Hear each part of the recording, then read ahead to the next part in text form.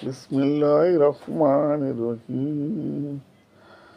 হযরত আবু যর রাদিয়াল্লাহু তাআলাহু আনহু বর্ণনা করেন, রাসূল সাল্লাল্লাহু আলাইহি ওয়াসাল্লাম বলিয়াছেন, যে ব্যক্তি লা ইলাহা ইল্লাল্লাহু বলিয়াছেন এবং ইহার উপর মৃত্যুবরণ করিয়াছে, সে অবশ্যই জান্নাতে প্রবেশ করিবে। আবু যর রাদিয়াল্লাহু তাআলাহু আনহু জিজ্ঞাসা করেন, যদি সে ব্যভিচার করে এবং চুরি করে? রাসূল সাল্লাল্লাহু আলাইহি ওয়াসাল্লাম বলেন, হ্যাঁ, যদি সে ব্যভিচার করে এবং চুরিও করে।